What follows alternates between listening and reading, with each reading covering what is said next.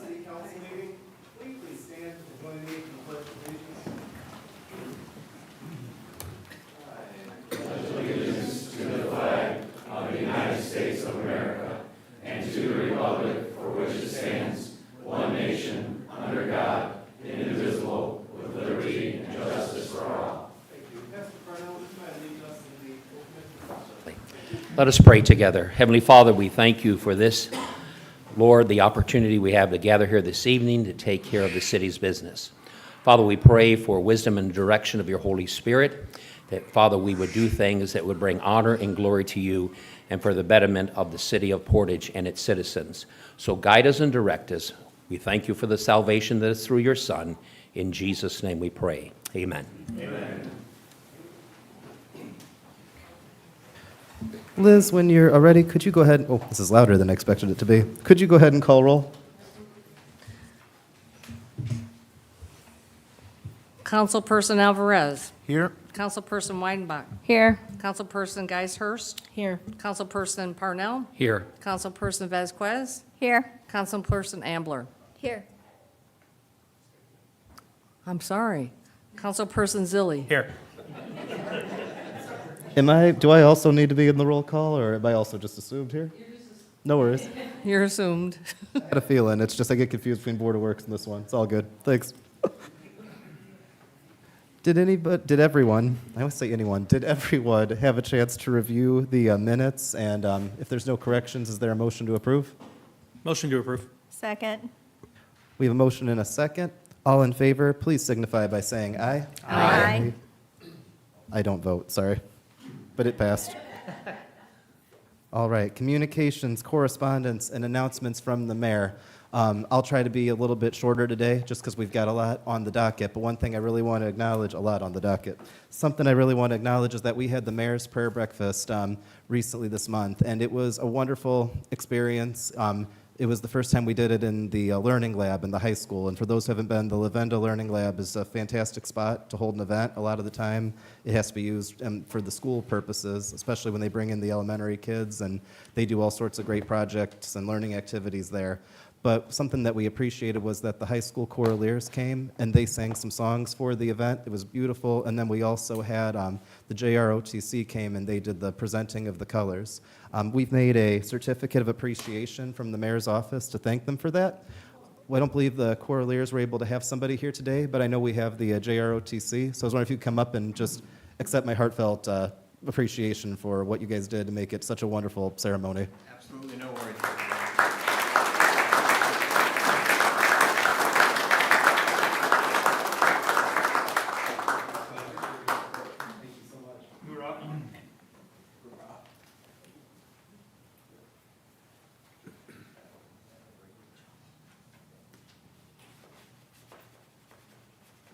I'll let that be my report for now. We'll go to the clerk treasurer's report.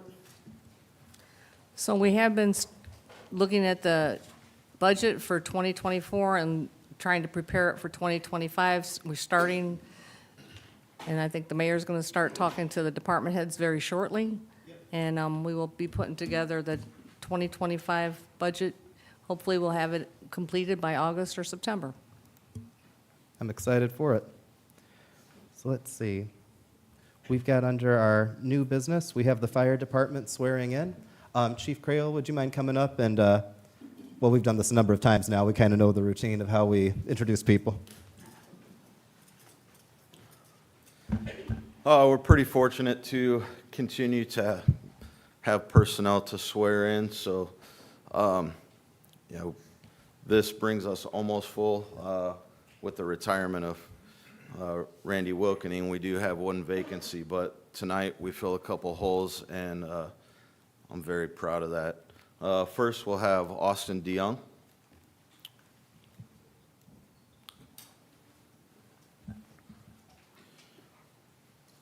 You can have your family come up if you like. So, some people have been to these meetings enough, you know that I always kind of give the prep, for it.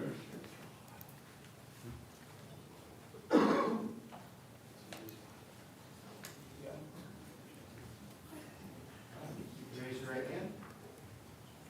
So, at one point I'm going to say I, state your name, and then you'll state your name. Then there's a part where I will say swear or affirm, and you can pick either swear or affirm, whichever you prefer to say. Cool.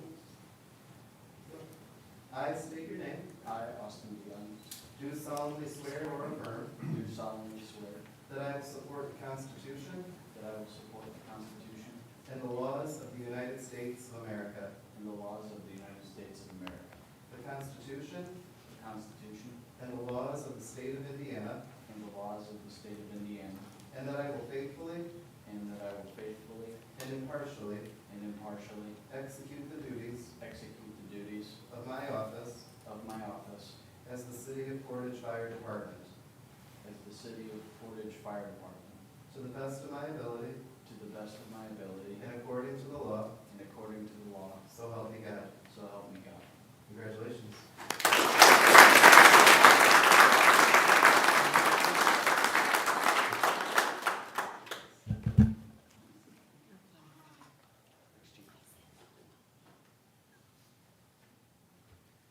It should be noted that Austin is the third DeYoung on the department. Randy, who is pinning him, is obviously his dad, and Lieutenant Kevin DeYoung in the back is his uncle.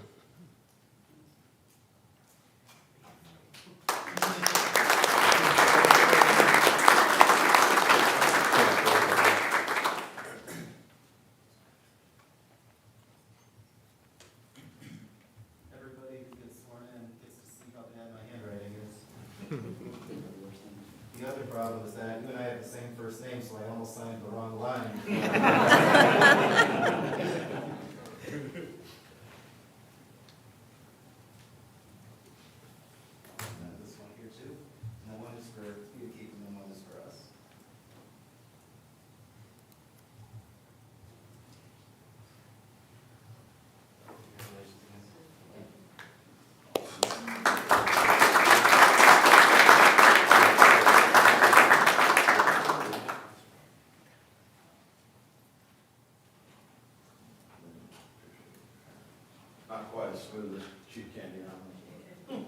working on it.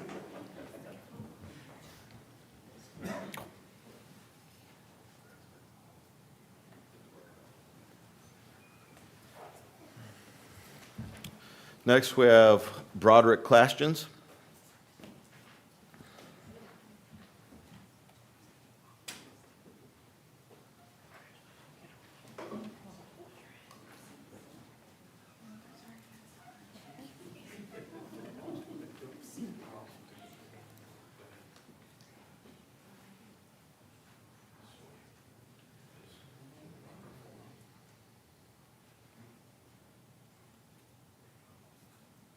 All right, so yeah, you raise your right hand. Oh, where are you? If you're left-handed, I guess that's okay. All right, so same thing, I'll say state your name, just repeat your name. Believe it or not, I sworn somebody in, they said state your name, right? You know, and then you can pick between swear or affirm. I state your name. I, Robert Lessons, Do solemnly swear or affirm do solemnly swear that I will support the Constitution that I will support the Constitution and the laws of the United States of America, and the laws of the United States of America, the Constitution the Constitution and the laws of the state of Indiana, and the laws of the state of Indiana, and that I will faithfully and that I will faithfully and impartially and impartially execute the duties execute the duties of my office of my office as the City of Portage Fire Department in the City of Portage Fire Department, to the best of my ability to the best of my ability and according to the law, and according to the law, so help me God. so help me God. Congratulations.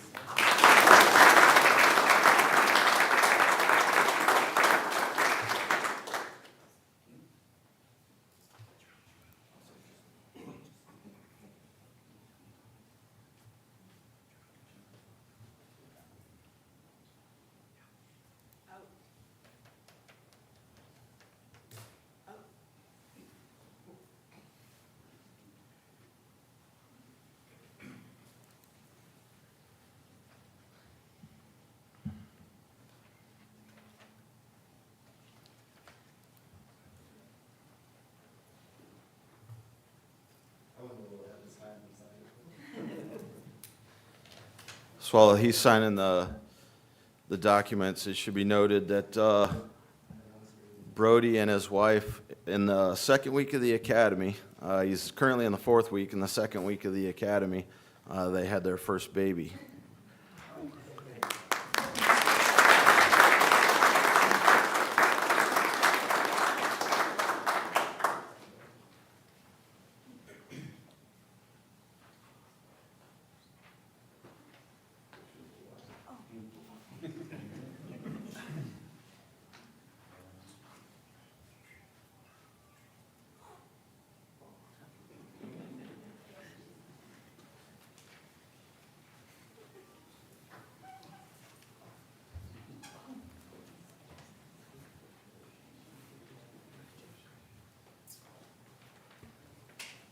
All right. We'll give them just a minute for everyone's welcome to stay. You're welcome to stay, but if you're here for the swearing in, that's totally okay, and we'll just give you a little bit, yeah. Sometimes people want to stay, you know?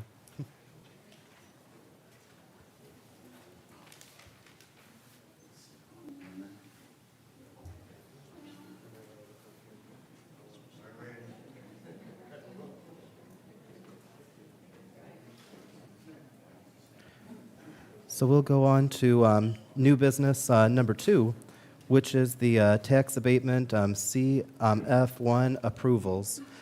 So just to explain this a little bit as a process, and Ed, you can, as always, kind of correct me if I'm a little bit off on the way that I word something. I know I'm not an attorney, you know, but these are people or companies that have gotten tax abatements. They're applying for the renewal. They are having the goals that they've demonstrated, that they have followed the obligations that were given to them when they got the abatement, and then that's been reviewed by the clerk treasurer's office. So if everything is through review, it's really I hesitate to use the word obligation, but it's the proper thing for the council to vote to renew that. This isn't really an opinion matter, is that correct? Yes, that's a good summary of the process, and the tax abatement can apply to real estate and personal property. It's part of the statutory scheme in Indiana to provide incentives to develop economically. And so that's why these are submitted in the spring of each year and subject to consideration with a review by the clerk treasurer's office. So that's why it's in the common council packet today. Liz would, oh, sorry, I hear the baby crying. I don't want, I know, I wouldn't want to be here, yeah. Liz, has everybody, I believe, if you could state the number that we have, and just if you could confirm that they're all in compliance upon your office's review? We have 8 CF1s, and my office has concluded that they are in compliance. So I just need the council's approval to submit them. I'll make a motion to accept the CF1s as submitted. I'll second. We have a motion and we have a second. All in favor, please signify by saying aye. Aye. I believe that passed. All right. Thank you. Liz, in the interest of time, I know we've got a lot on the agenda. I'd like to move ordinance 24-14, the Carlson Farm Annexation and Fiscal Plan up, if that's all right with you two. Absolutely. Great. So I guess to start, if you guys remember, this was an annexation that was originally done, but upon legal review, it needed to be redone. We have a fiscal plan that was brought in, prepared by Dan Bowditch. It should be in your Dropbox. It has been received. Given the time that it would, I think that it would be appropriate to say that you guys need some time to read this. But what I would be asking for is the mayor, and I know we've got the developers here if there's any questions. I'd like to ask that we at least do the first reading, for the ordinance, and then we'll have another meeting coming up. That'll give, I hope, you guys time to review, and then be able to give a second reading. Of course, that's my recommendation, but I would like to invite the developer up since they came and they're prepared to answer any questions. On up, sir. Thank you, Mayor. I'll accept that invitation on behalf of Providence. With me this evening is John Carroll, the CEO of Providence, and Mike Langlow, who is the new land development director in this area for Providence. We have appeared at several meetings, and I'm sure some of you, well, I hope some of you recognize us from those meetings that were actually in last year. And I know at the end, the fiscal plan was actually kicked by the council. I'll use that slang term, because I think what I heard is that the council wanted the new council as configured to review the fiscal plan and respond to it. Now I know it's been distributed to us today. We've taken a look at it, and we're happy to answer any questions about these 38 acres that are being annexed to the city of Portage.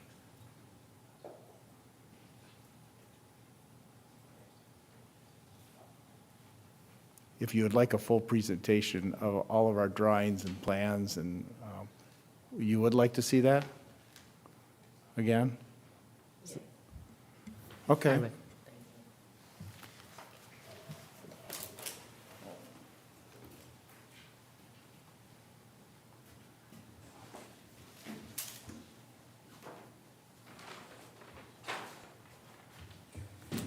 We didn't know to what extent the council would want to review the materials again.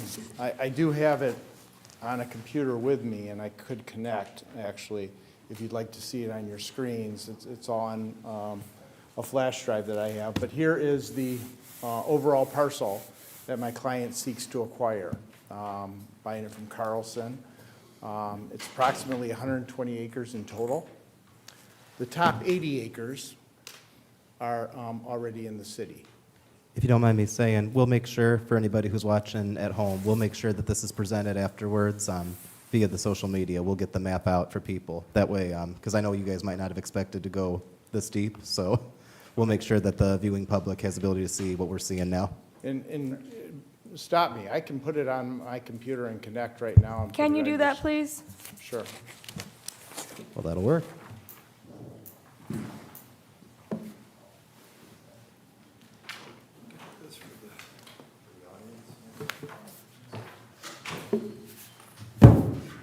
I have hard copies as well, if you would like to. Oh, please feel free to come up and bring them up. Yeah, That'd be great. send those out.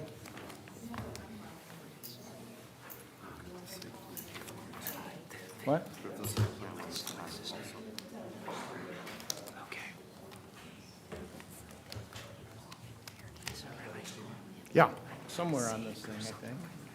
Yeah, right there. Right there, so.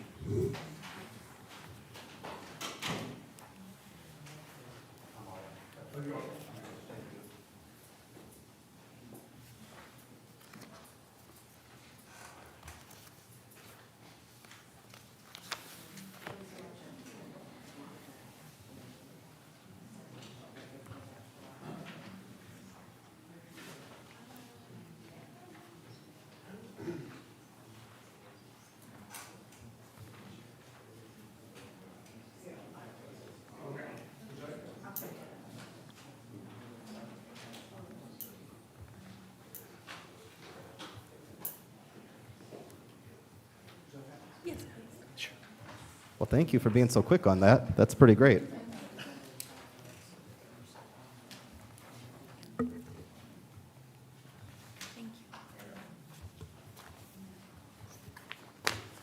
There's this thing.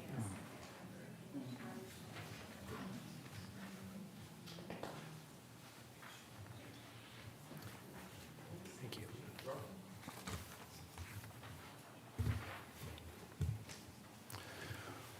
Okay. Think you have the written materials now, or is everyone ready? Okay. So as I was explaining on that large poster board that we had up here, the slide you see in front of you is the 78 acres, right around there, approximately 80, that is already in the city of Portage, that my client has under contract. And that's shaded in green, and then in the brown shaded area, we have it as 38 acres based on the Alta. And the reason why it fluctuates and why you see a difference in the numbers is some people include the right-of-way and some people exclude the right-of-way. But ultimately, that's the area that my client is seeking to annex so that it can accomplish an overall plan for this area for a residential subdivision. And so previously, what we've shown to the council is this plan. And that shows the layout right now of the proposed subdivision. And you'll see as I scroll down, I make it smaller, but then we wouldn't be able to see. But that's, you see how it extends down. The bottom portion is all that area that we're seeking to annex. But this shows you the general layout of what my client, Providence, intends to do. It's 325 overall units that we're going to propose.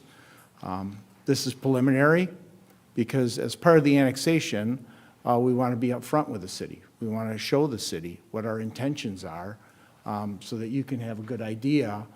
But ultimately, you're not approving this tonight. All we're seeking is to get the 38 acres in with the 88 acres for approximately 120 so that we can work on an overall plan to present to the city of Portage at a subsequent meeting. So this is the initial step that we have to take. It comes in as R1 under your ordinance. We're not asking to change that. And we'd like, and as you can see from this plan anyway, those lots are your typical R1 type lots that are proposed in the area anyway for that bottom portion.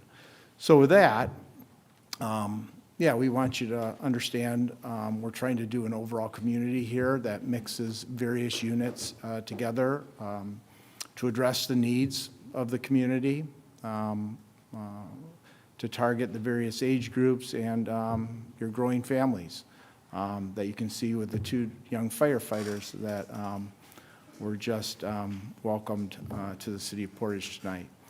So with that, we can also show you the typical elevations. I don't know if you want us to go in that deep in that deep with the type of homes that we're intending to do on that, but Just kind of getting a read on the council, would you guys like to see? well, here are the typical elevations of the homes that are being constructed throughout Northwest Indiana.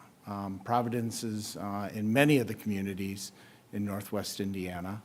And in fact, they have an active subdivision right now in the city of Portage where they're constructing residences. And so this would be a nice addition to what they're kind of getting their feet wet a little bit, testing the waters, and this would be a big commitment, 120 acres and the 325 units. But as you can see, these are the type of units that are being proposed for that subdivision. I can go slower or faster, but you're not looking at, Are these all single family or are any of them multi? It is, our anticipation is that, first of all, just to correct my attorney, because that's my prerogative,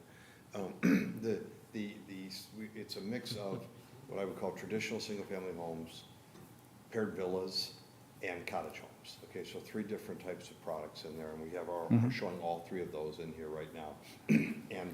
And we're anticipating these zoning coming in as R1, as he mentioned, with the expectation that we would be working with the Plan Commission and the council on a PUD zoning, so that would take into account the 3 different uses and all of the other things that go along with the PUD. So the R1 is just a step, and the lot sizes and everything would all have to be, lot sizes, setbacks, product are all would be incorporated into the PUD plan.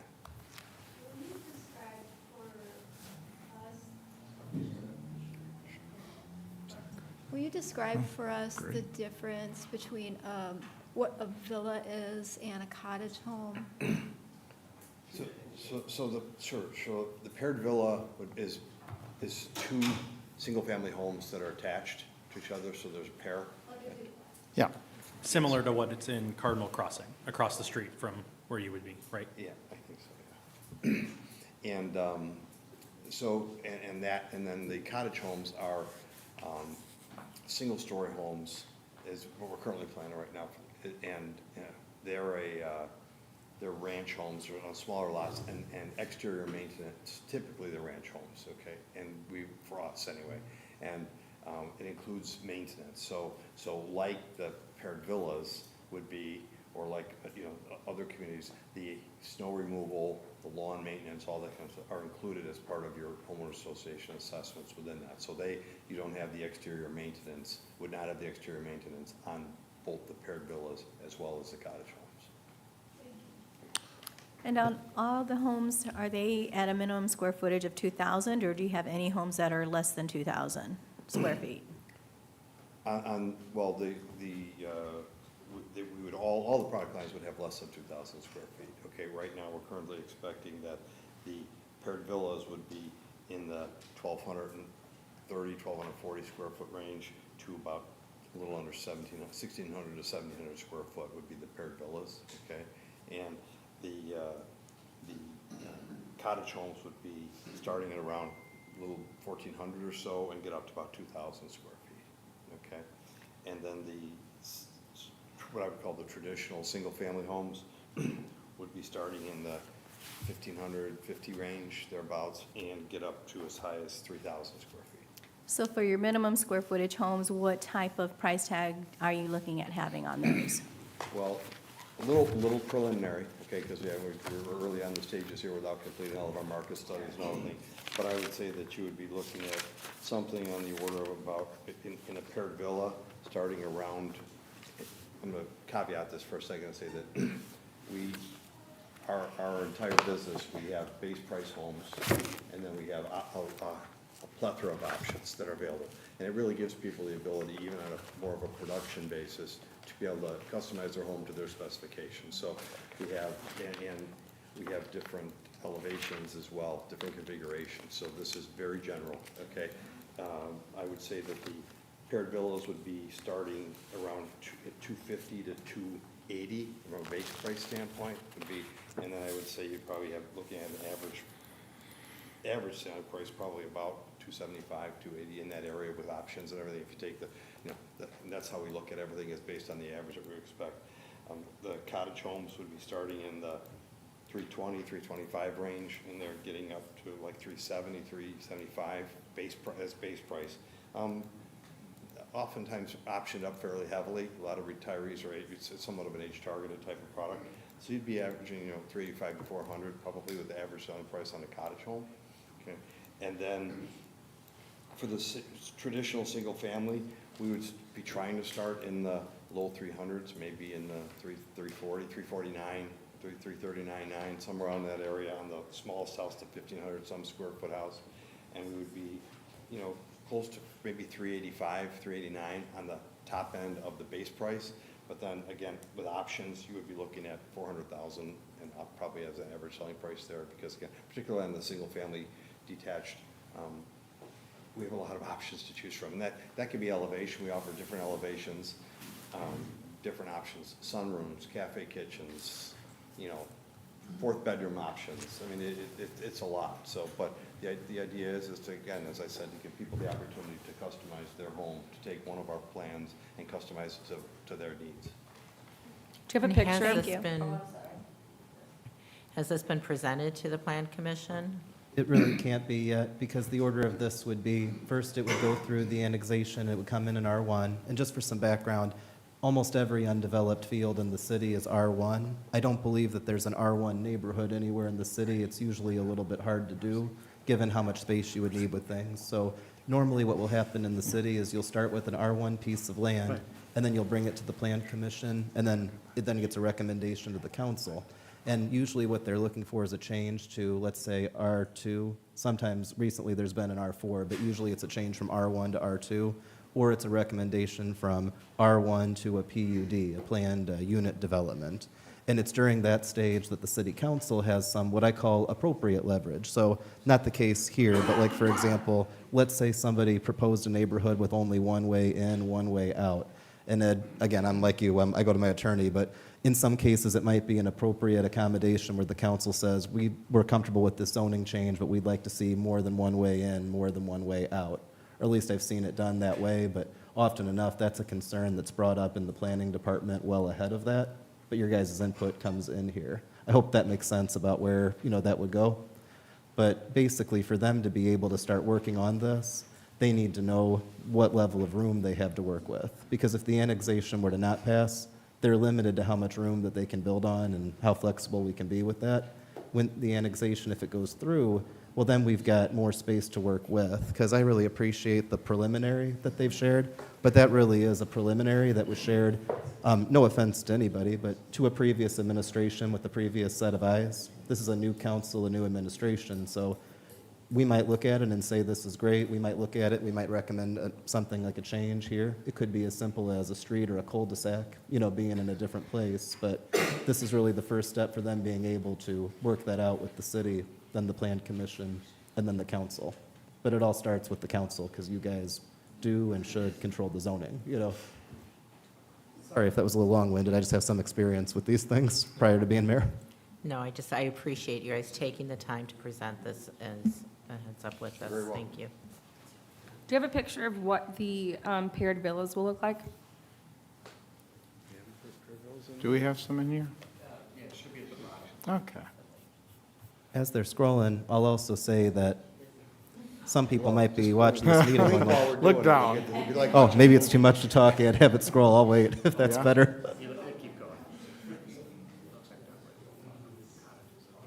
There are a lot of products. Paired villas, here we go. Keep going. There's two Look up, stories. please. There's a couple of ranches and some 2 stories as well. So that's one plan. That's another one.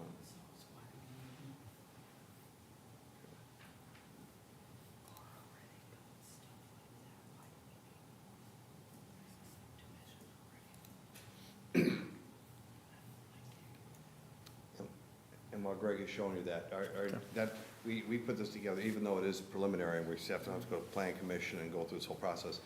we wanted to, and have wanted to be just upfront with the city as far as this is our intention here going forward, so that at least you can see, well, okay, what's behind the curtain? Well, this is it, this is where we're heading with it, and give you a little preview of that as the council, you know. And I can tell you, if you're a developer, and this is true for any developer that might be here or maybe watching this meeting, like, you know, the best thing to do with the city of Portage is to be upfront, transparent right away with what you want to do. And we can always talk things out if there's a concern. Sometimes the street department might have an opinion, or sometimes sanitary might have some input about how something can be done better. But the more that you're willing to put up front, the sooner that we can get things worked out and, you know, made smooth. And I can tell you that with this developer, they've been, at least for my administration, they've been transparent from the start about what they want to do, what limitations they currently have, and what they'd like to explore, you know, with us.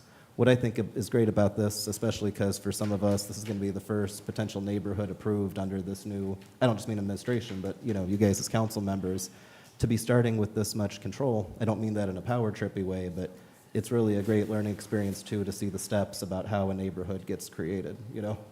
There's stormwater work that's going to be needed here, sanitary work that's going to be needed here, and we're ready to go on our end. Of course, planning work. I see Tom Cherry, you know, is there in the back. You know, we're excited about getting this started and figure out how to make the most of it. But this is where we need to first determine as a council, are we good with the annexation to give the most room for that to work? You might be able to guess my recommendation is yes, but really I would just say what we want to do first is go through the first reading here. Because like I say, you guys need some time to study the fiscal plan and all of that too, and get some more questions as they come. There are 325 units. How many lots are multifamily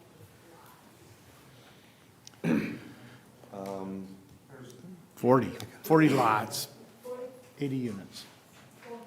40 lots. Yeah. You're right, yeah. 80 paired villas on 40 lots. And again, that is a preliminary, so that number could change as they, you know, work with the city, then work with the plan commission, and then work with you guys, because I believe you guys are aiming for a PUD more than a zoning change. That, you know, that's your call, but I believe that's correct. the route we're going. Well, We're absolutely going to present it as a PUD.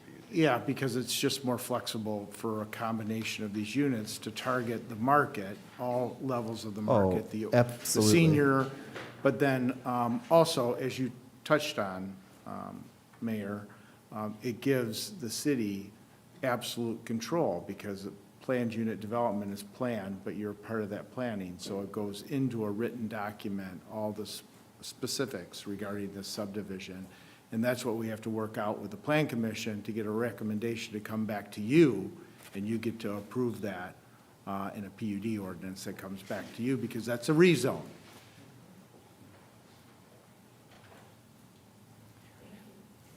I was just going to encourage the common council to use the next couple of weeks to look closely at that fiscal plan. That is an important element of understanding the impact on a financial level, both as to revenue that would come in, but also servicing that with police, fire, and other services. And that really was the impetus behind having this done during this administration and repealing the last annexation ordinance. So Mr. Bowditch perhaps will be here at the next meeting and can give you some insights as to what's important and what he would emphasize as you consider the financial side of the annexation. Are there any other questions? I appreciate all the great questions that have come and the comments that have come from both sides of this. That's been great. And if there aren't any other questions, could we get a motion in regarding to the first reading on this Carlson Farm annexation? I think someone actually has to read it. Someone has to actually read the. I apologize. You're 100% right. If I could only pick someone who's really good at talking very fast. Councilman Zilli, would you be willing to read it? Ordinance number 24-14, annexation of certain contiguous area of real estate consisting of approximately 38.3678 acres in unincorporated Porter County, Indiana. Portage Township located generally at the northwest intersection of County Road North 500 West and County Road West 700 North, and declaring this same area to be part of the incorporated jurisdiction and within the city limits of the city of Portage, Indiana, pursuant to Indiana Code 36-4-3. Let the record reflect this has been read in full as a first reading. So now, do we have a motion? Oh, well, then we're good. Thank you guys so much. Thank you. Thank you for the time. Also, just truly, thank you for just jumping at the chance to show everything. I mean, for the amount of time you guys had to prep, I just truly appreciate your eagerness to just share it with the council this way. Glad to do it. Boy Scout training.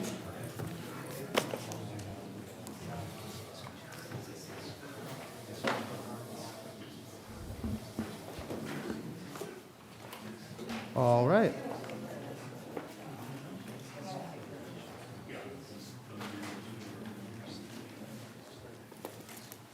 So returning to the regularly scheduled new business, we'll go ahead to Ordinance 2411, Amendment to the Salary Ordinance 2315 V5.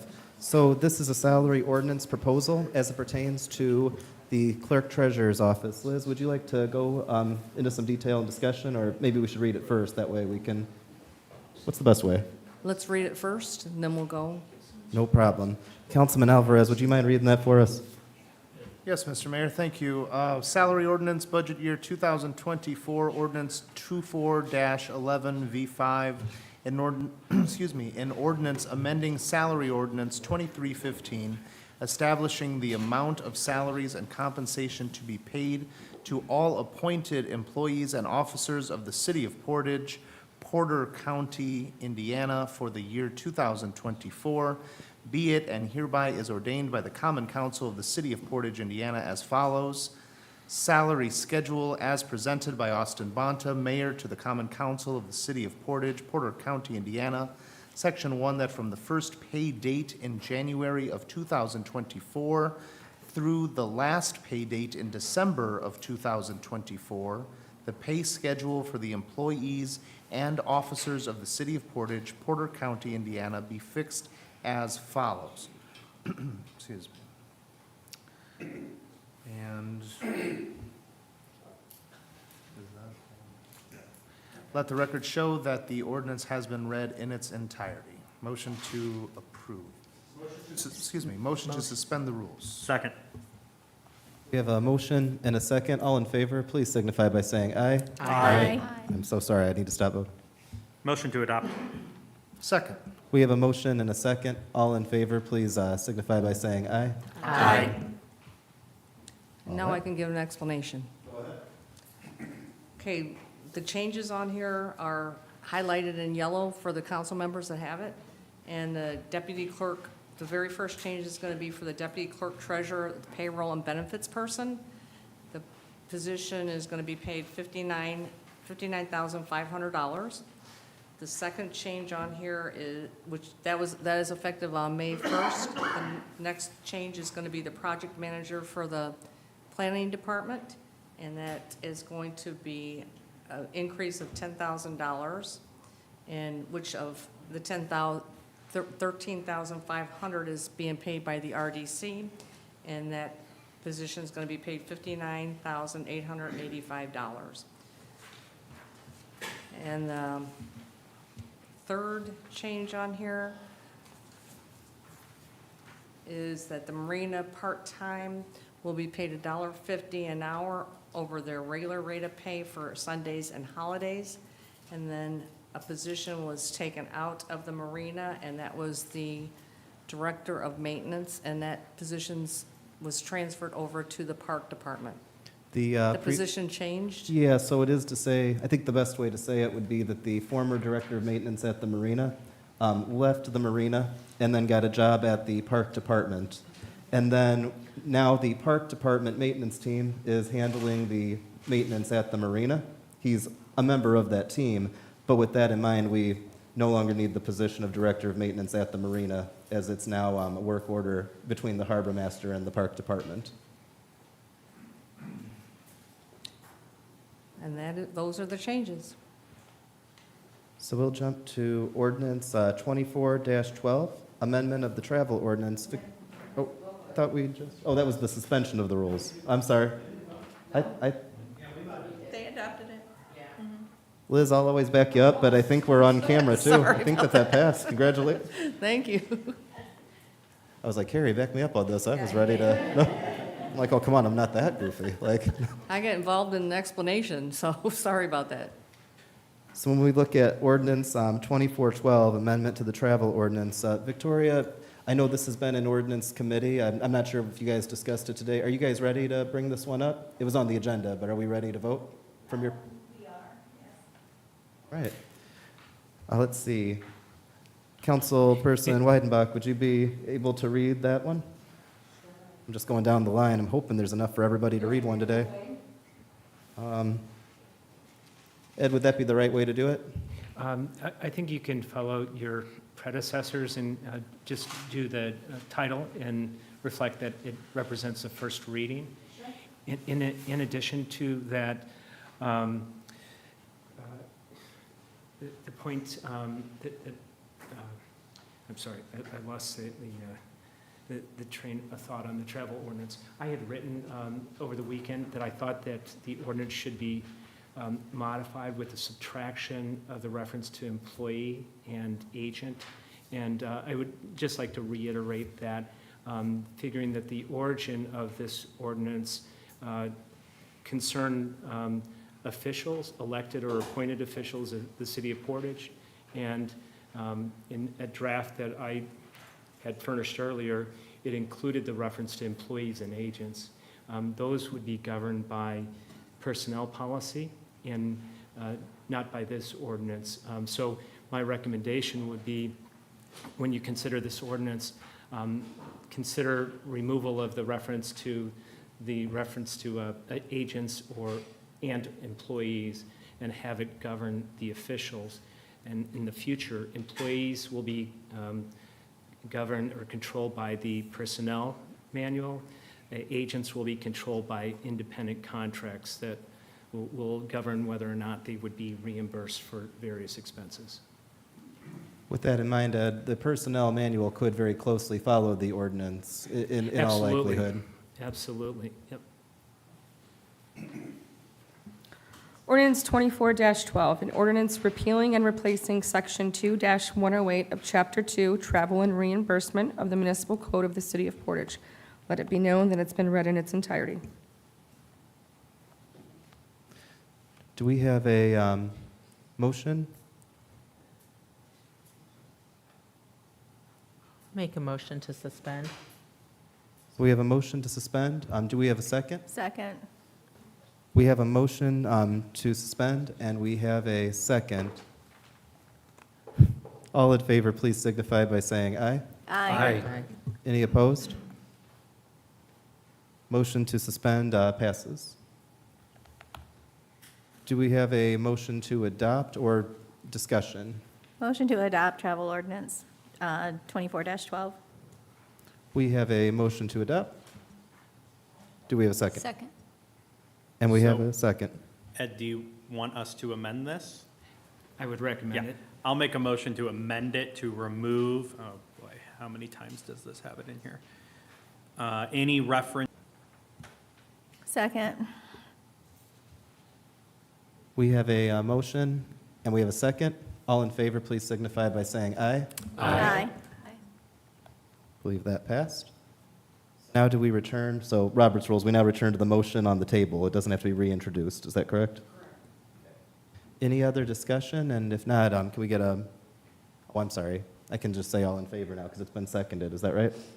Okay, thank you, guys. We need like a official parliamentarian. It's kind of Colin, and I appreciate it, but we'll make it official one day. But anyway, all in favor, please signify by saying aye. Aye. And that passed. Thank you. We have ordinance 2413, amendment section 54-4, removal of vegetation. Penny, would you be able to read this one?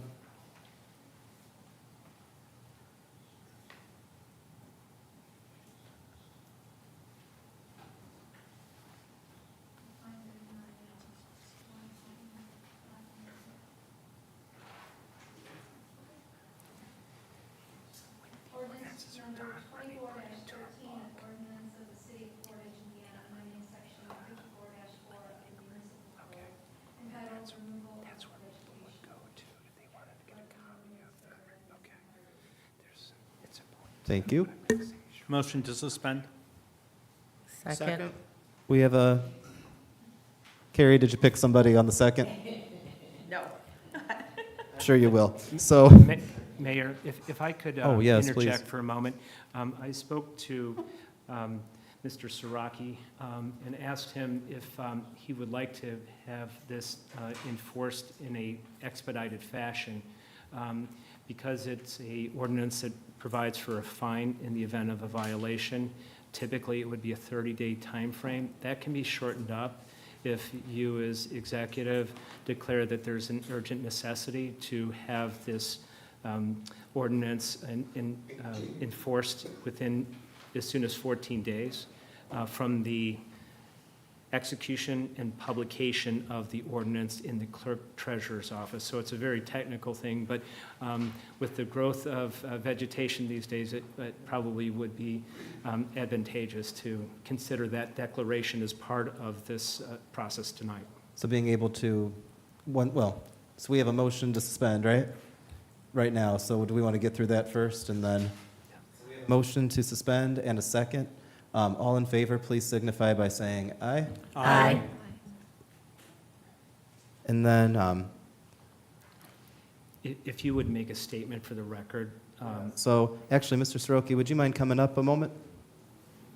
Just to explain what this ordinance is and why it's so important that I act on it immediately. And to give some background. Thank you. Although this was informed, it wasn't as if I made a Facebook post yesterday about mowing grass and then suddenly we got the idea for this ordinance.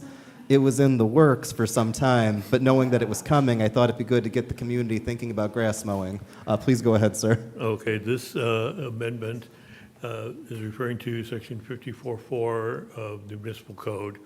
Section 54.4 was probably adopted back when it was the town of Portage, and over the history of Portage, it has been amended many times. This amendment is to bring us in line with what the state is allowing us to do now in order to enforce the code. This code is mainly aimed at enforcing vacant premises, vacant parcels, and that type of situation. And again, as has been stated, with the way vegetation's been going on that, it is very urgent that we be allowed to start addressing these issues before it gets any further out of hand. And so Ed? Okay. Say, Ed, when you're ready. So you're recommending I make a statement officially like prior to the vote, or we should do the vote first and then I can state that this will be effective? I would do it prior to the actual vote. Okay, state that this is going to get enforced is immediately the right word? Because there's an urgent necessity to have the new ordinance take effect as soon as legally possible. Then I will just state for the record that this ordinance will take effect as soon as legally possible. Okay, do we have a motion to adopt? Motion to adopt. Second. Second. We have a motion and a second. All in favor, please signify by saying aye. Aye. And it's passed. Mr. Soroki, you Thank can go you, out and Mr. Soroki. get going. You got this. No, you're welcome to stay. We'll get to it though. Thank you. Thank you Right. for explaining it. We have ordinance 24-16, ordinance repealing certain sections of Section 62 in the Portage Municipal Code. Victoria, would you be able to read that?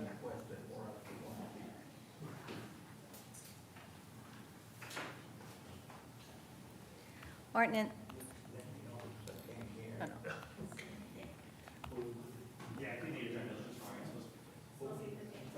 15.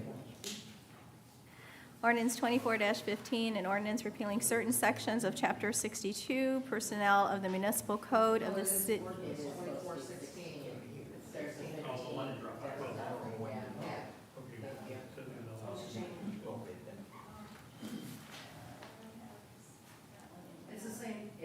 It is the same thing, it's just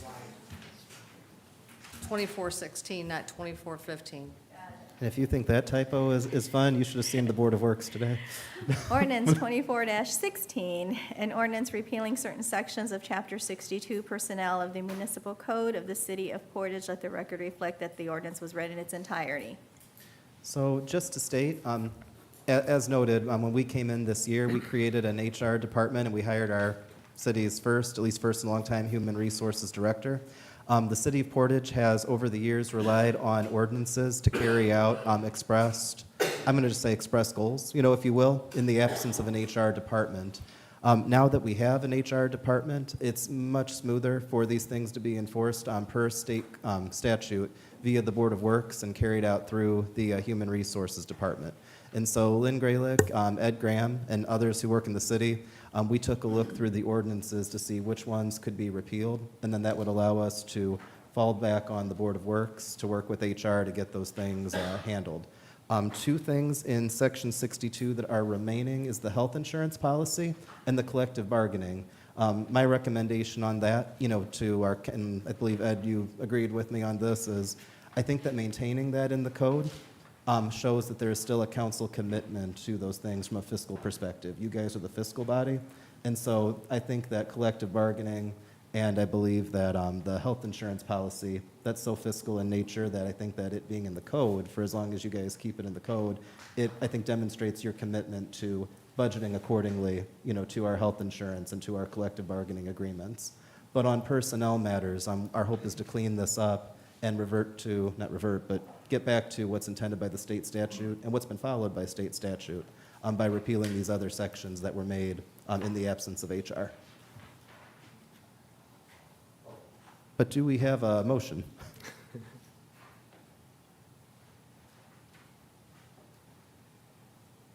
Motion to accept? We have a motion. Do we have a second? Second. No, we didn't vote motion to suspend yet. No. Would you like Make a motion to suspend. Second. We have a motion to suspend and a second. All in favor, please signify by saying aye. Aye. Thank you. And then do we have a motion to adopt? I'll make a motion to adopt. A second. We have a motion and we have a second. All in favor, please signify. I by- have a few questions for Ed first. Oh, no problem. So Ed, if we repeal Article 2, first question, have we adopted, I know we adopted the employee handbook, I think last year, late last year when it was completed. Will the council have to adopt the new employee handbook and any new policies in that handbook, or will that solely be at the Board of Works level? That will be solely at the Board of Works.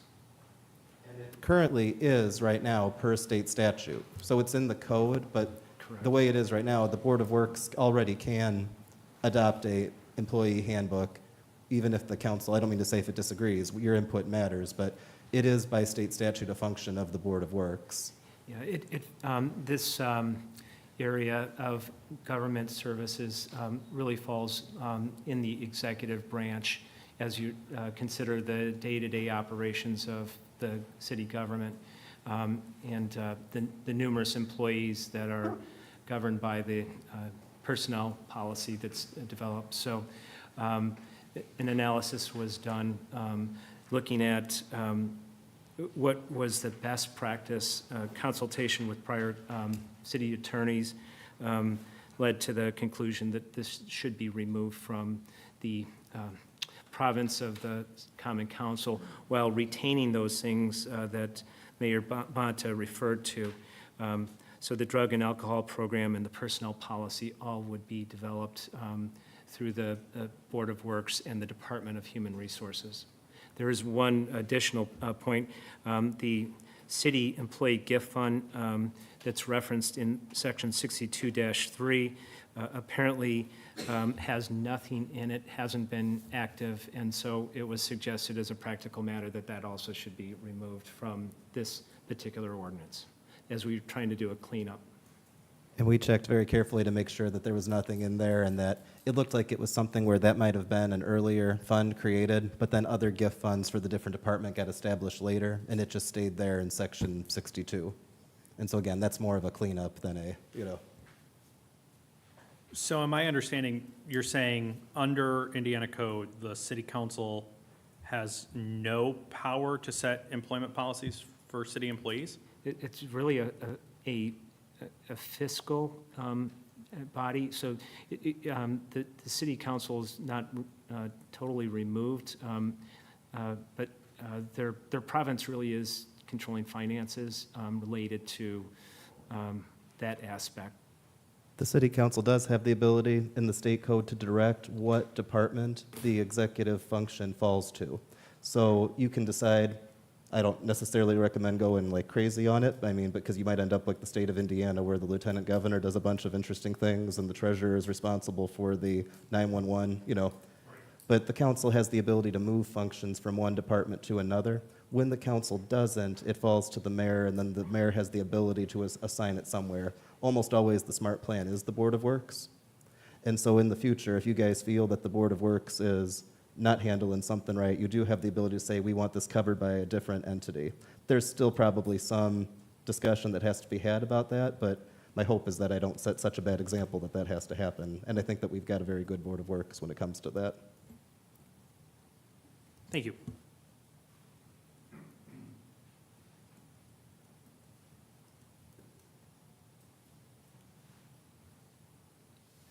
Any other questions? Do we have a motion to adopt? Motion to adopt. Second. We have a motion to adopt, and we have a second. All in favor, please signify by saying aye. Aye. Any opposed? No. And it passed.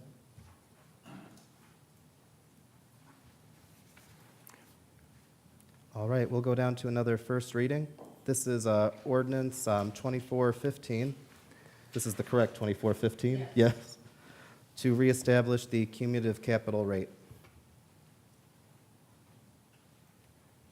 Bob, would you be willing to read it? Ordinance number 24-15, an ordinance reestablishing cumulative capital development fund under Indiana Code 36-9-15.5. Let the record reflect that the ordinance has been read in its entirety. Thank you.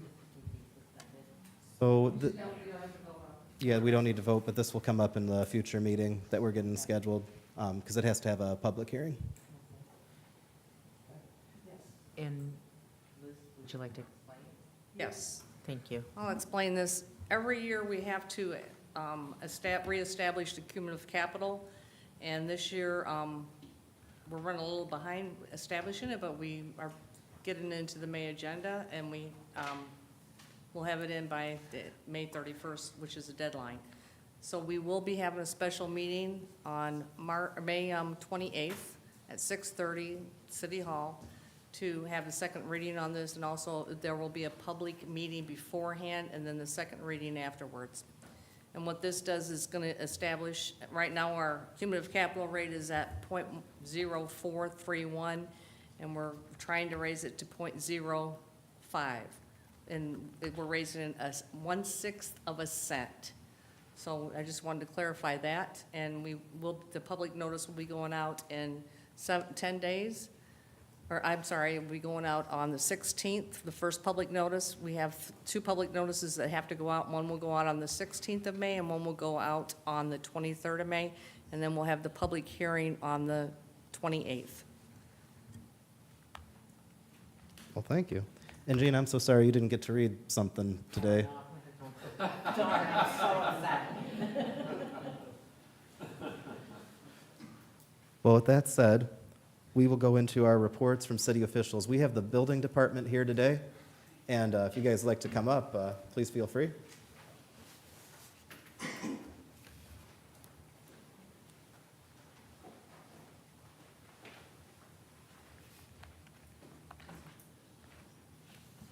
Good evening. I'm Brittany Nikos, and this is Norma Hernandez. We're here on behalf of Richard Jones, the building commissioner. He couldn't be here tonight. We just wanted to share our reports for March and April. Since the last council meeting, we have filled the part-time clerk position that had been open due to a retirement. During the months of March and April, we have had quite the influx of permits, which of course really shows an increase in inspections as well. We have some numbers we've prepared. So we did a report for March and April. Starting with March for inspections, we had a total of 294 inspections compared to last March of 2023 only having 192 inspections. April of 2024, we had 396 inspections compared to April 2023 only at 283 inspections. With all those inspections, we did have a total of 28 re-inspections, bringing in $1,500. For our permits, for March of 2024, we had 187 permits, totaling $84,433.36. April 2024, we had 368 permits, totaling $92,504.42. For the months of March and April of 2024, we issued 30 certificate of occupancies, and that totaled $2,000. We had 96 new contractor licenses between March and April, and that brought in $14,400. We had 60 renewals of contractor licenses, and that totaled $4,500. So that was the reports that we ran for you. Thank you so much. Are there any other questions from the council? Thank you. Thank you so much. Adam, would you be willing to come up? So Adam, I appreciate you coming in. I take it the softball did get canceled? No, actually, I left the game. Really? Were they losing? What happened? No, we were winning, so I felt secure. You felt secure. Okay, well, Yes. I hope that when you get back they won. I mean, that would just be like tragic, man. Yes. So I'm not sure exactly, you want me to talk about the department or you want me to talk about the surf stuff? I think that the surf stuff was the one that I know a lot have had on their mind because it's been something that I think that the public has been watching carefully. And so I know when we talked, and I know we've had a lot of discussions in the last 2 weeks about not just one company, but of course just a number of things going on with the city. And I just kind of want to know if you're going to give us an update on how the department's doing with keeping track of all this and dealing with problems as they arise. Yes. First off, let me start off. I'm Adam Nelson, for the one that don't know who I am. I'm the field inspector for the Portage Field Forces. And my job is to basically keep control of the mess that you all are aware of. A lot of things, we have a meeting coming up to discuss some of the routes that we're going to take with them. But let the public know that we are watching these underground utilities going in. With the job that is done this much and this much footage as fast as they're doing, we're going to have accidents. But to say the city is neglecting or not watching on them, that's a false statement. They are doing their due diligence. We just have to establish better lines of communications to get these damaged areas fixed in a faster manner. I know that the city has currently 3 that the city owns, city issues that have been hit or caused damage to. But there's a lot of residential stuff that the city doesn't own that they're hitting. And our take on it right now is to guide them through the process to get it fixed through these companies. We're trying to streamline it so it is faster. The biggest thing to say right now is it takes some time to get through insurance claims and stuff like that as they move forward in this process. I'm working with the development community to come up with better plans on to keep track of clean up. A lot of it's housekeeping errors and stuff like that. Surf Internet is everything has been boring, everything south of Central. Anything north of Central in this city has been done by Frontier. So that's the big thing. Everyone sees all these underground, but it's actually 3 of them working at once. It's Comcast, it's Frontier, and it's Surf. So the big thing is to get out and identify whose problem it is first and who's liable. So I just want you all to be aware that we are out every day, contacted with issues, resident issues, but as of right now, I think we're pretty streamlined on how we're handling them and how we are getting them addressed. And like I said, we'll be able to bring more to you next week as we have this meeting with everybody. Adam, I just wanted to ask you if, I mean, a lot of people, when there's an issue, they'll just call the mayor's office, and I'm happy to take those calls as they come in, and then we'll get a hold of you, or, we'll call your department. Right. Are you the right contact person for the council if, let's say, a constituent calls Melissa or Colin, Ferdinand? I'm just looking at the ones to my left. would you be the guy to reach out to if they're doing some, I guess essentially constituent work? Or would it be better for them to get a hold of me, have me get a hold of you? What's the best line of communication that fits your schedule, work, I how you do mean, it? the best way is to call the office and leave a message. I'm always on the road. My Kayla can reach me at any time. You can email me. I respond to the call fairly quickly. Probably within the same day I can get to them. And then it's a case in point of who's liable, and is it a city problem or is it the residential problem? A lot of deciphering on that comes, and the homeowners don't feel that it's their responsibility to take it if somebody else did it, and we agree. But at the same time, we can't spend all our time as working on a private issue when they hit a private line. But we will, and we do the best we can to guide them to get it fixed. But yes, any complaints, any sinkholes, anything like that you see that is alarming, call the office. We'll get out and determine whose or what it is. And the big thing to see is, the biggest thing you'll see with this is sinkholes forming in the easements. You'll see that's the first identity, and then, we'll go from there when we see it. If you don't mind me just kind of sharing a story, and you don't have to weigh in, but you're welcome to. I think it was maybe 2 weekends ago, I happened to be walking in Capitol Estates with a couple of friends, and I don't know if I can comment on why, but I was walking in Capitol Estates with a couple of friends, and someone recognized me and told me about this weird beeping noise, which we had actually heard walking down the sidewalk, and then later, it came up again, like we heard it, and it was kind of funny. You talk about how dedicated the city is. First we called, I think I called Tom, and then, not to give away where somebody lives, but we ended up, as we continued walking the neighborhood, we ended up at Randy Reeder's house and asked Randy if he had heard anything about this beeping. Tom came by to check after getting a haircut, and then as we were coming back, you were there, and I believe you discovered the source of the noise. Yeah, so the lady that called it and put it on Facebook, I went to school with her, and she was concerned that it possibly could be coming from our Capitol lift station down the road. So, Saturday, what better things do I got to do than to attend to work stuff, right? So I go over there, and I hear it, but it's not coming from our station. And what's funny is, so I circle around the block to see if I could hear it again, and I couldn't hear it. But then when I came back through to her house to tell her it wasn't the station and everything was okay with the sanitary station, I drove past and it got really loud really quick.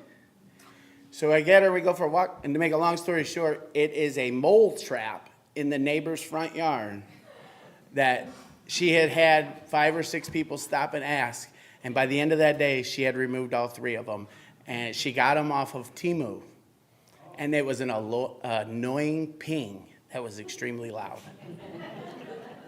To me, it's just a testament to how dedicated the city is, the number of people that got involved, almost just by volunteering, to figure out the source of that beep. We will keep working hard for everybody, and thank you, Adam, for all that you do. Thank you. Chief Candiano, would you like to come up? Earlier today, Chief, you'd had some coffee. Are you feeling okay now? Calm down. I think I'm at my crash.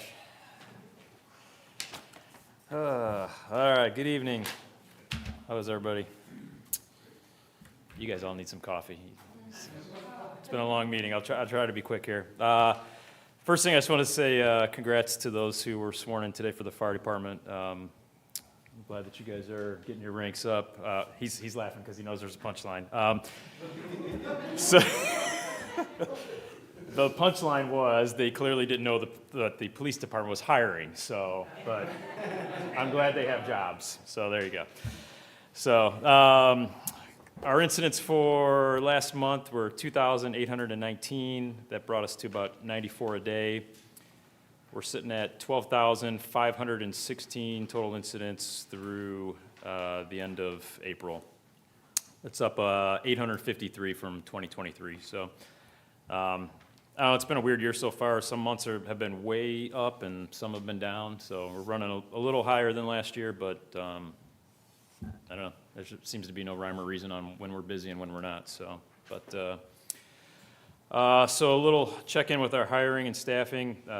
Currently have 7 officers in the field training program, so that means there are 7 of them that are out riding with other officers, getting trained right now. They're in various points in their training, so We had a couple graduated from the academy a week or two ago, and so a couple of them should be released soon, which would be great. We have 3 that are in the current hiring process, are waiting their merit board interviews. Hopefully, we'll get a couple out of that because we currently have 7 openings on our department. So, not the best news headed into the summer for our busy season. It just seems like we're trying to catch up with all these retirements and things, and it's a slow trickle. So, talked to some of the other chiefs, sheriff, people in the area. Everybody's struggling right now in law enforcement. So, it is what it is, but we'll keep doing the processes and trying to get the right people in here. So, Did you want to say anything about the cars? I have them on my list. Oh, good. Oh, I thought you were winding down. Keep going, man. You know I'm not that fast. Community engagement, we did a couple things this last month. YMCA Healthy Kids Day. We did actually the mayor and I spoke at the Stand Up for Child Abuse event that was put on at the high school. It was a pretty cool event. Glad we were able to speak there. We've had a couple of the schools in for tours. We participated in the Portage High School Career Fair. And we honored the ROTC tonight. One of our officers went and did some presentations for them last month. And I believe some of our new canines were at the most recent craft fair. So, yeah, so as far as the cars, pretty excited about that. We opened bids today for 8 new Dodge Durangos. Hopefully, we'll be able to take delivery on those in the near future, get them upfitted, and get them out on the road. I think I sent our attorney some follow-up information that hopefully you can take a look at and let me know where we're at. But I got to say thank you to the mayor and everybody else who helped push this along because, we diagnosed is a good word, diagnosed it as a major problem coming into the beginning of the year with not really any viable solutions at the time, and we're able to figure it out and get 8 new cars. So to everybody that was involved in that, thank you. A couple of promotions that took place on Sunday. Sergeant Huberger and Sergeant Demetrulis were promoted. Their previous rank was corporal, so all these retirements and things have opened up some promotions. One of those retirements, I wanted to recognize Lieutenant Phil Garzella. He retired, I think it was a week or so ago, after 33 years service to the city. So long career, very, very great career, a lot of time spent serving the city. He served all kinds of roles. He was a supervisor of mine when I started, did some undercover stuff. He pretty much did a little bit of everything. He ended up his career in the Detective Bureau. So, last 2 things. So, a reminder, we have our luncheon Friday, May 17th at 1 o'clock at Woodland Park. This is Police Week. So we are celebrating that by doing a luncheon for anybody that would like to come. Public is invited. Come listen to me ramble on and talk some more, and but you get some food out of it. So, I mean, you guys got to listen to me, and you don't even get any food. So, at least if you come to the luncheon, you can get some food and honor a couple of our officers. And then the very last thing I just wanted to talk about, I always like to end up with, some praise or some kudos. I sent you guys kind of a detailed recap of the homicide investigation we had within the last couple weeks. I'm not going to go into crazy detail on it, but we did have a shooting we responded to on April 29th at about 12:30 a.m. Chaotic scene, not much information at the time, but our patrol division and our detectives worked their butts off. Over those 12 hours, they were able to identify people involved, main suspects, other people that were there. They went into another jurisdiction, found more people that were witnesses. They were able to build a case, and I think it was within right around 48 hours, we had an arrest warrant for at least one of the individuals involved, and we started with nothing. Or I should say they started with nothing because they did the work.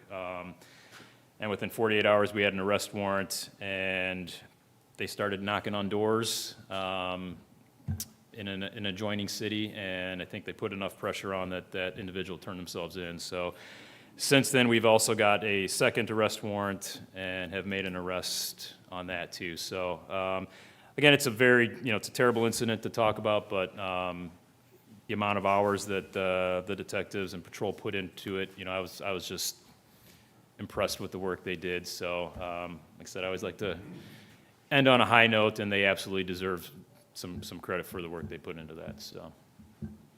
Chief, I can say, be an update on how that was going, from the moment that it happened that Monday, night, going in. You guys were on it from the beginning, and there's stuff you can't say, even when you know. But it was just the confidence that I think everyone had. I didn't even have to, worry, because people trust this police department to get the job done, and that's exactly what you guys did. So we thank you so much for it. Appreciate it. Thank you. Any questions on anything? All right. Thank you all. Chief Crail, would you like to come up? Should have had a timer. It'd be interesting to see if maybe you'd talk longer than Chief Candiano today, but we'll see. I highly doubt it. Hope you all are having a good evening. So for the month of April, we had 449 calls. 315 of those were EMS calls, 25 car accidents, 3 fires, 2 car fires, and 90 miscellaneous calls for service. The miscellaneous calls for service for us, they have been increasing. Those are typically our lift assist. I do believe that was Randy Wilkening's final call before he retired was a lift assist, so he may have contributed. No, he did not contribute to the 90, or he may have contributed, but not for his retirement. Overall, our call volume from 2023 is up 10%.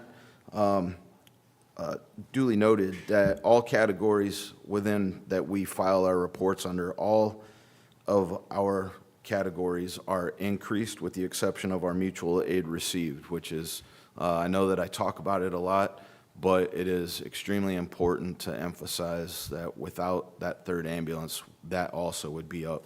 So that is something that is huge for the city.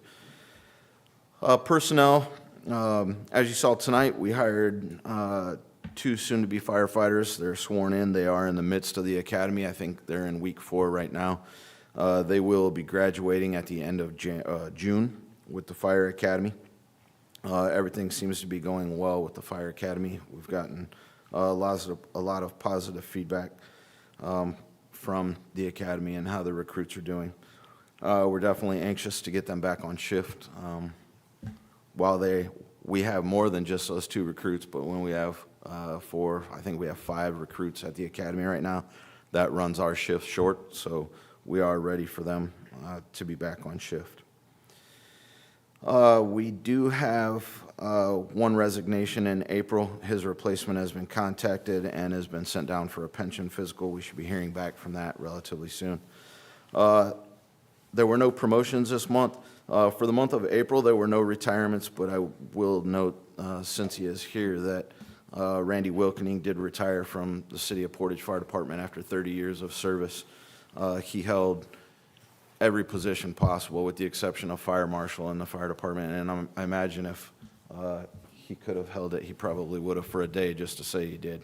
But congratulations, Randy, on 30 years. Thank you for your service.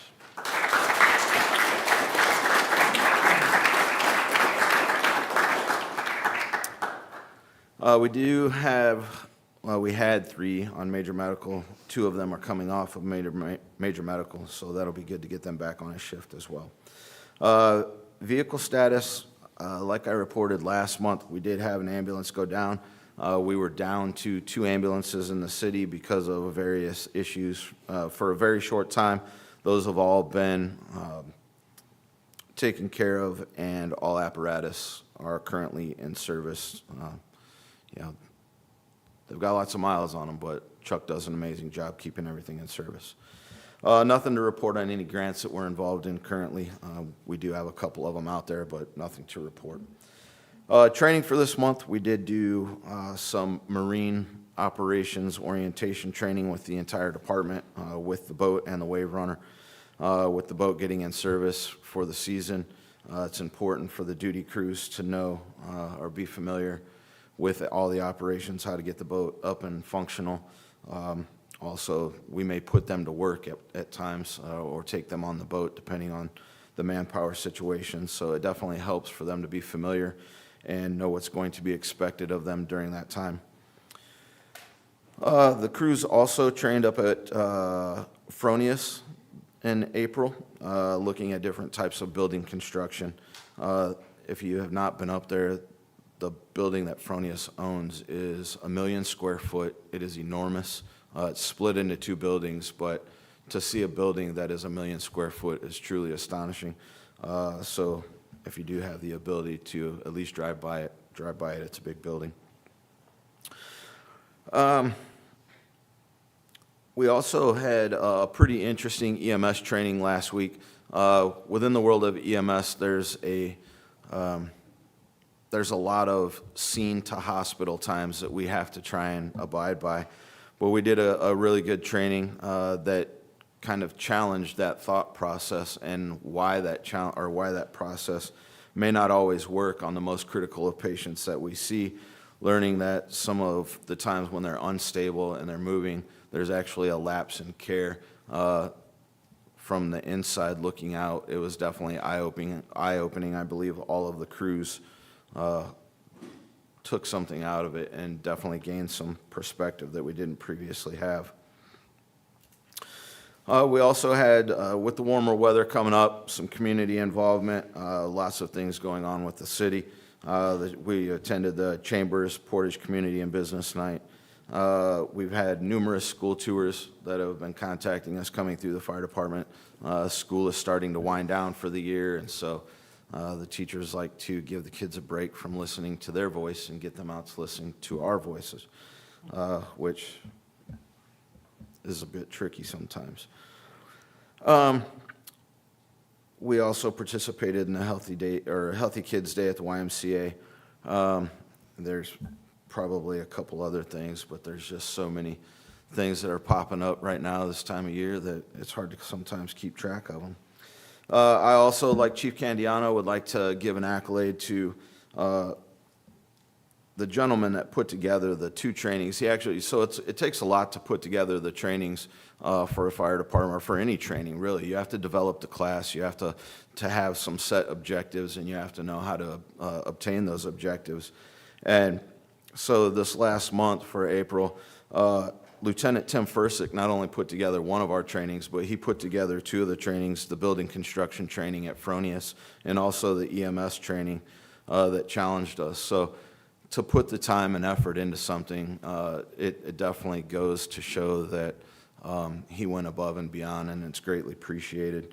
And also, I mean, of course, I always mention the dive team. I can't come up here without mentioning the dive team and my appreciation for them for putting the crews through the training as well. So, any questions for me?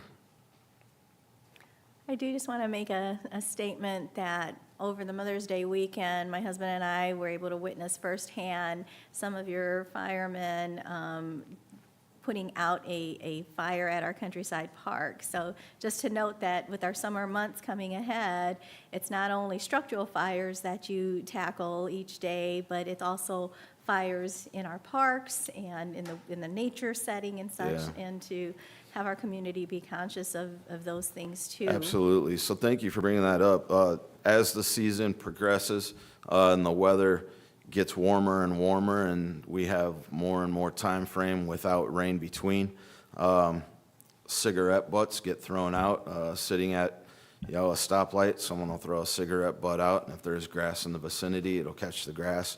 You'd be surprised at how many mulch fires we go to, people walking up to a grocery store or a convenience store, and they take the last drag off of their cigarette and throw it on the ground, and next thing you know, we have a smoldering fire. So, yeah, I'm glad that you got to see them in action, and I'm glad it was a positive experience, and that's what we strive for. All right, thank you. Thank you, Chief. Chief Candiano, if you could check your email. You might already be checking, but just in case, I happened to see something you might want to see. I'll never explain what that was. Anyway. Nothing bad. Do we have any reports from standing committees? I know ordinance maybe, or anybody? Yes, Mr. Mayor, the ordinance committee had our standing monthly meeting at 5:30 PM on the first Tuesday, well, the Tuesday before the, or, excuse me, prior to the scheduled council meeting. Today, we discussed the travel ordinance and the credit card policy that was then forwarded to the full council for vote. And we also discussed the changes to the vegetation ordinance that was then also discussed. And we encourage the public to join us at our next meeting next month. Thank you. Thank you. All right, we have, unless I'm forgetting anything, petitions, remonstrances, and public input. If anybody would like to come up and, what's that? We're not doing everybody, we're doing them kind of pieces at a time to be able to, kind of in the interest of time, but also to cover important topics as they come. Go ahead, sir.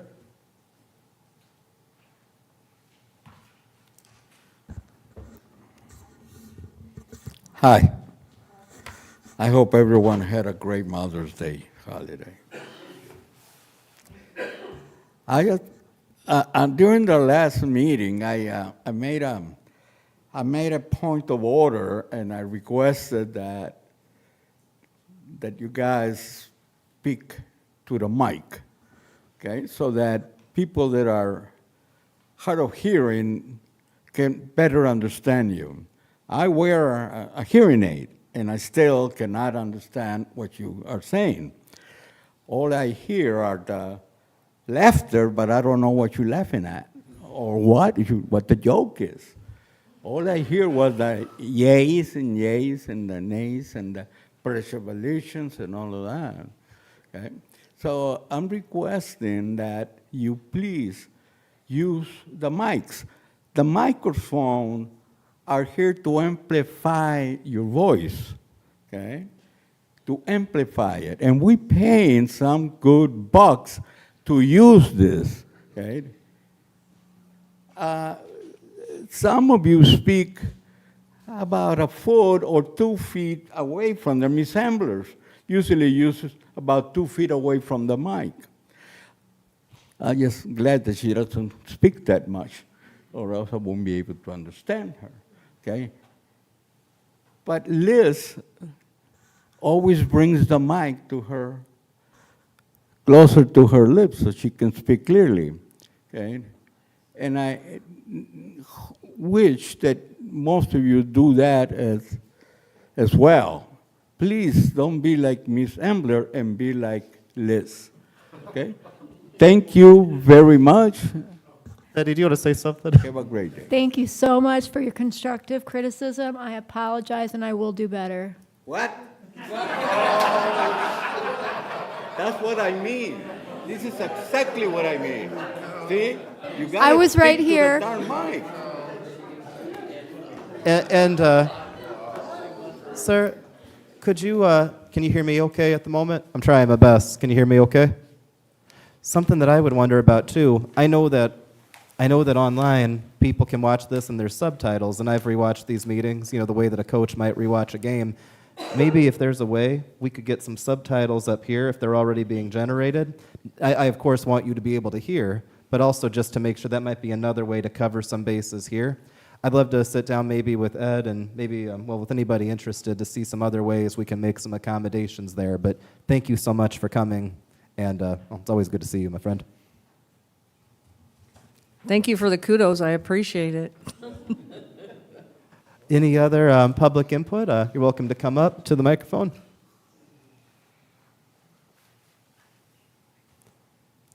Not seeing anybody coming up. Would anybody like to make a motion to adjourn? Unless Motion there's to any adjourn. Second. All in favor, please signify by saying aye. Aye. I was trying to.